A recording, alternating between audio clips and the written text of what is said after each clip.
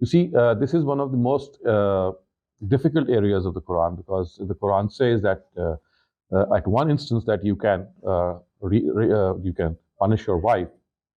But let me just try to explain this in a wider perspective. You see, the Quran was revealed in era which was at the juncture of a rural and an urban civilization. It was a tribal culture in which the Quran was basically revealed. And there are a lot of things which existed in a tribal culture, which to us seem very difficult and alien to accept. But they had their role in that tribal culture, and they had that corrective role as well.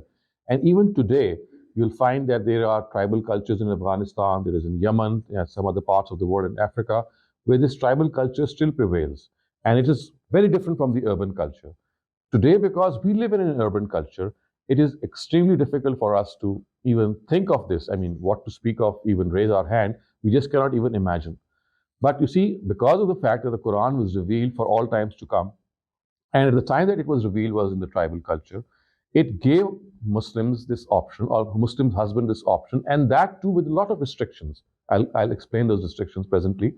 But as I said, this was an option given to them in order to stop divorce from taking place, stop the family from breaking up. So basically, it was not an option given to them if they differ with the wife, if they are angry with the wife. It was an option in which, if the wife stands up against the authority of the husband, who is regarded to be the head of the family, it was then that the Quran says that, well, you advise your wife that don't do this, don't stand up in rebellion, treat your husband as the head of the family. And if you don't do so, there are certain steps which are suggested by the Quran. And ultimately says that, well, if these don't work, then you also have this option.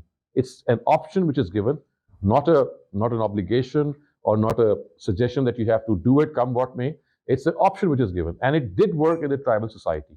So today, of course, it's going to be, in most cases, counterproductive, because if you try to do this, she's going to reply in equal measure, maybe, or even before that, if it happens, because you see, you're basically employing it to avoid divorce.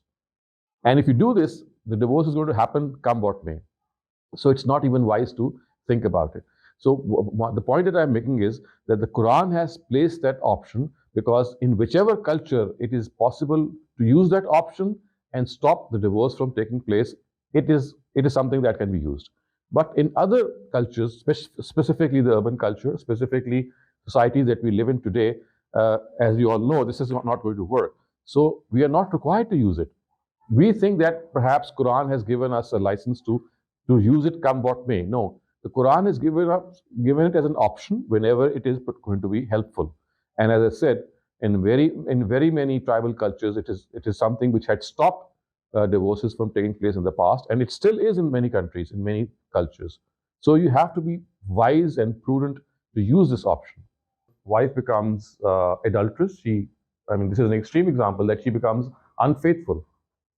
And she goes to another person, another man, and she cheats on her husband. That's one example. Surely you will divorce her, right? Again, as I said, in certain tribal cultures, this was a possibility. You see, we need to understand is such is the importance that the Almighty does not want divorce to take place, that if something else can be employed to save the family, it was given that option.